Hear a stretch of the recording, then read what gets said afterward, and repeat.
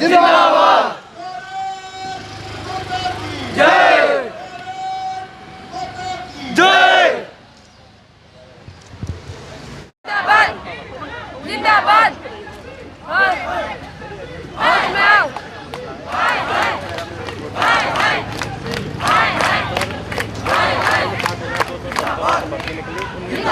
नमस्कार, मैं हूं अशरफ सैयद और आप देख रहे हैं जनदर्शन न्यूज़। इस वक्त हम मौजूद हैं जंतर मंतर पर, जहां एसएससी जीडी अभ्यर्थियों का संघर्ष आज 12वें दिन भी जारी है। लगातार अगर बात की जाए तो कहते हैं कि जब 2014 में प्रधानमंत्री ने सत्ता संभाली थी तो कहा था युवाओं के हाथ में देश का भविष्य है, यानी 60% जो युवा हैं वो इस वक्त इंडिया में इस देश का भविष्य है। लेकिन युवा जो है इस वक्त जंतर मंतर के उस स्थान पर जहां से संसद भवन और 7 बहुत करीब है, वहां लगातार 12 दिनों से संघर्ष कर रहे हैं। हालांकि अगर बात की जाए तो इनका संघर्ष 10 महीनों से जारी है और 2018 एसएससी जीडी के ये अभ्यर्थी हैं, मेडिकली फिट हैं, सारी प्रक्रिया का पालन कर चुके हैं और यहाँ पर सिर्फ देश सेवा के लिए और अपनी नौकरी के लिए संघर्ष कर रहे हैं। 15 दिनों की परमिशन दी गई थी सरकार की तरफ से, प्रशासन की तरफ से, जिसमें 12 दिन हो चुके हैं, 3 दिन और बचे हैं। लेकिन सरकार की तरफ से अभी तक कोई प्रतिनिधिमंडल यानी डेलीगेशन की कोई टीम फिलहाल यहाँ नहीं आई है। देखना यह है कि 15 दिन के बाद संघर्ष कहाँ आगे बढ़ता है, किस तरफ जाता है। क्योंकि आपको याद दिलाता चलूँ कि किसान आंदोलन को साल भर हो चुके हैं, लगभग पूरे होने वाले हैं, और अभी तक किसानों के 3 मुद्दे जिनको लेकर किसान यूपी के चारों बॉर्डरों पर संघर्ष कर रहे हैं। पंचायत चुनाव की बात की जाए, चाहे बंगाल चुनाव की बात की जाए, लगातार वो सरकार का विरोध करते भी आ रहे हैं और आने वाले 5 राज्यों के चुनावों के लिए भी वो सरकार का विरोध कर रहे हैं। लेकिन अभी तक सरकार और किसानों के बीच कोई बातचीत नहीं हुई है, यानी उस आंदोलन को भी सरकार ने कह सकते हैं सीरियस तो बिल्कुल भी नहीं लिया है। लेकिन देखना यह है कि युवाओं की बात हमेशा प्रधानमंत्री अपने भाषणों में, अपनी स्पीचों में करते आ रहे हैं, लेकिन युवा यहाँ पर उनको लगातार याद दिलाने का प्रयास कर रहा है। लेकिन फिलहाल अभी तक इनकी बातें, इनकी खबरें या इनकी आवाज़ प्रधानमंत्री आवास तक तो बिल्कुल भी नहीं पहुँच रही है। हम कुछ युवाओं अभ्यर्थियों से बात करने का प्रयास करेंगे, जानने की कोशिश करेंगे उनकी तकलीफ़ें क्या हैं, इस प्रक्रिया तक यहाँ तक पहुँचने के लिए किन किन संघर्षों का सामना करना पड़ा। क्योंकि ठंडक करीब आ रही है, दिल्ली का पारा लुढ़कता जा रहा है और इस लुढ़कते पारे में खुले आसमान के नीचे संघर्ष करना एक बहुत बड़ा कह सकते हैं कोशिश है, या समझने की ज़रूरत है सरकार कब इस बात को समझती है। क्योंकि दीपावली में भी काली दीपावली मनाई, लोग अपने परिवार से दूर रहे, लोगों में गम व गुस्सा है, लोगों को याद आ रही थी अपने घर। संघर्ष लगातार जारी है। यहाँ पर वो अभ्यर्थी हैं जो भूख हड़ताल पे बैठे हैं। 24 घंटे का समय दिया गया था और कहा गया था इसके बाद भूख हड़ताल पे बैठेंगे। आज आपने भूख हड़ताल शुरू कर दी है, कब तक चलेगी ये? सर, ये हमारी भूख हड़ताल चलेगी अभी, जब तक सरकार हमारी आवाज़ को नहीं सुनेगी तब तक हमारा ये भूख हड़ताल चलता रहेगा।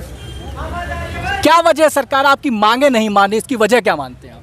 सर पता नहीं, अभी तक तो कोई प्रशासन की तरफ से कोई आया नहीं सवाल जवाब करने के लिए, ना ही हमें आश्वासन देने के लिए, तो हम ऐसे क्या बता सकते हैं। हमारी मांगे हैं कि हम मेडिकल फिट हैं, रिटेन टेस्ट पास कर चुके हैं, फिजिकल दे चुके हैं, हर चीज़ में जब हम लोग अव्वल आए हैं तो फिर हमें वंचित क्यों किया जा रहा है? जब सरकार के पास इतनी सीटें पड़ी हुई हैं तो फिर हमें क्यों नहीं दे रही है? क्या चाहती है? उत्तर प्रदेश में चुनाव है, वहाँ पे भी भाजपा की सरकार है, यहाँ पे भी सरकार है केंद्र में ही। राज्य सरकार की तरफ से कोई मदद नहीं, क्योंकि लगातार योगी आदित्यनाथ की बात की जाए वो कहते हैं कि हमने युवाओं को नौकरी बांट रखी है रेवड़ियों की तरह। अरे सर, वो रेवड़ियों की तरह क्या बांट रखे हैं, वो तो सामने जब आके बात करें किसी से तब तो मालूम पड़े। जैसा कि अभी हमने आप देखा यहाँ दिल्ली में हुड लगे हुए हैं, बैनर वैनर बहुत बड़े बड़े, यूपी में 4.5 लाख। जी सर, मैं आपको बताना चाहता हूँ कि ये सब सारी की सारी फर्जी अफवाहें हैं, कोई रोज़गार नहीं है। अगर कोई आपको मनरेगा में अगर काम मिल गया 1 महीने में 4 दिन के लिए, 6 दिन के लिए, तो क्या आप उसे जॉब बोलोगे, रोज़गार बोलोगे? क्या उतने से आपकी जीविका चल जाएगी? ये तो संभव नहीं है। रोजगार मानते हैं उसको ना।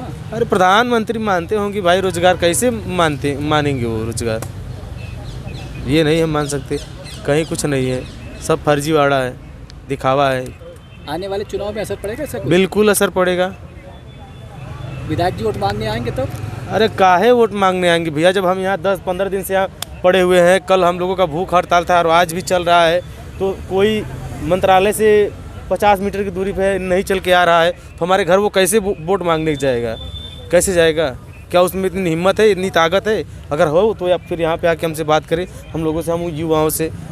जैसा कि सरकार बोलती है युवाओं को लेकर कि हम युवाओं को हित में जो भी करेंगे। जी जी, तो अभी तो कुछ नहीं कर रहा है, युवा यहाँ रोड पे भटक रहा है जी। लेकिन ऐसी कुछ नहीं है, दिखाने के लिए कुछ और है और करने के लिए कुछ और है। मतलब सरकार झूठ बोल रही है? बिल्कुल बिल्कुल झूठी तो बोल रही है सरकार। यानी बड़ी बड़ी होर्डिंग लगी है, सब झूठी है? सब झूठी है, सब फर्जी है। अगर आपको भरोसा नहीं है हमारी बात पे तो आप जाके यूपी में खुद पता कर लीजिए। आम जनता की सहभागिता की कमी क्यों दिखती है? अगर इतनी बेरोजगारी है देश में तो आम जनता की सहभागिता की कमी क्यों दिख रही है? आम जनता देखिए परेशान है लेकिन परास्त नहीं। जिस तरह से हम लाए हैं सत्ता में ना, तो हम सत्ता से बाहर भी जा कर सकते हैं। ये सरकार केवल युवाओं के दम पे आई है। बार बार जो मोदी जी बात करते थे ना कि हम युवाओं की मन की बात करेंगे, रोजगार देंगे उन्हें, 10 साल हो गए ना किसी के युवा की मन की बात हुई और ना ही किसी युवा को रोजगार मिला, बल्कि जहाँ तक थे हमारे रोजगार छीन गए हमसे। जैसा कि कल क्या पिछले हम लोग 10 महीने से दिल्ली के सड़कों पे भटक रहे हैं, जंतर मंतर पे प्रोटेस्ट कर रहे हैं। इधर बगल में ही 50 मीटर के दूर पर आए हैं मोदी जी, लेकिन हम लोग को बीच में नहीं आए कि क्या है, कैसा चल रहा है, हम लोग को कोई पता नहीं, युवा का कोई खोज खबर नहीं। तो इस बार हम लोग दिखाएंगे युवा की शक्ति। यहाँ से संसद भवन करीब है, पार्लियामेंट करीब, जी जी, एनआरसीआर भी करीब है, सब कुछ सुन नहीं रहा, सब देखता नहीं, आते जाते आप लोगों को कोई नहीं, सब लोग देखते हैं, नज़रअंदाज कर देते हैं। हम लोग की बात सब लोग नज़रअंदाज कर दे रहे हैं। यहाँ पास में कल आए थे मोदी जी, लेकिन यहाँ हम लोग को अंदर बैठा दिया गया कि आप लोग अंदर प्रोटेस्ट कर सकते हैं। हटा दिया आपको यहाँ से? जी, यहाँ से हटा दिया गया। तो हमारी सरकार ये सुन नहीं रही है, तो हम यूपी के हैं, यूपी में चुनाव है, हम दिखाएंगे दम यूपी का। आएंगे तब क्या होगा? वोट मांगने आएंगे तभी तो उनको पता चलेगा क्या होता है वोट, क्या होता है सरकार। 2022 में पता चलेगा उनका। तो कह रहे जनता खुशहाल है वहाँ की? ये तो अपने चेहरा से करे, जुबान से करे ना। जब जनता के बीच जाएंगे तब उनके समझ में स्वागत होगा उनका जनता में। यानी तैयारी है? एकदम बिल्कुल तैयारी है। मैं यही कहना चाहूँगा कि हम लोग ज्वाइनिंग करा दे सरकार, इसी में भलाई है। नहीं 2022 में हम दिखा देंगे उनका रुतबा। युवा साथ में है कह रहे हैं योगी जी, लगातार यही कह रहे हैं, युवा साथ में है उनके। युवा उनके साथ में है कि युवा मेरे साथ में है, ये तो पता चल जाएगा 2022 में यूपी चुनाव में। ठीक है, योगी नहीं तो फिर कौन? अरे योगी के सिवा जिसको चुना जाएगा वो तो दिखेगा। योगी बाबा क्या है, ये तो अपना जो है कि ढोंगी बाबा है। योगी बाबा नहीं है, रोगी बाबा है वो। ये जो है हम लोगों को देखिए, कोई पॉलिटिकल बातें नहीं है। हाँ। हम लोग ये सोचते हैं कि हमारी ज्वाइनिंग हो जाए, हमसे दुनियादारी से मतलब नहीं है। विपक्ष भी आपके मुद्दे को नहीं उठा रही है, क्या लगता है क्यों?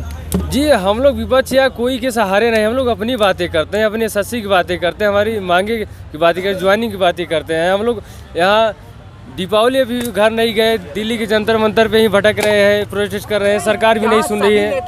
विपक्ष के विधायक एमपी भी आते जाते हैं, उन लोगों ने भी कभी नहीं पूछा? कभी नहीं पूछा। 10 महीने से हम लोग परेशान हो चुके हैं, लेकिन कोई कभी नहीं पूछा कि तुम लोग का क्या है, कैसे है, कुछ नहीं। उधर जाकर बॉर्डर पे सैनिकों के साथ दिवाली मनाते हैं, लेकिन हम लोग तो यहाँ बैठे हैं, अर्धसैनिक बल है, हम लोग को वर्दी नहीं, तो इसका मतलब कोई महत्व नहीं। मतलब वर्दी लेकर ही जाएंगे? वर्दी लेकर ही जाएंगे हम, किसी भी कीमत पर। आगे संघर्ष ऐसे चलेगा, कुछ आगे करना है? हम लोग आगे रणनीति तैयार किए हैं, आगे भी करेंगे, और एक अच्छा ऐसा करेंगे कि इतिहास गवाह होगा इसका। जी, सरकार को हिला देंगे? सरकार को पूरी प्रयास हिलाने के हिला देंगे अपनी वर्दी के लिए। हम लोग सारी परीक्षाएं पास कर यहाँ दिल्ली में सड़कों पे भटक रहे हैं, हम लोग की कोई आवाज़ नहीं सुना जा रहा है, तो हम फिर क्या करेंगे? कुछ तो कुछ करना ही पड़ेगा सरकार के खिलाफ अब।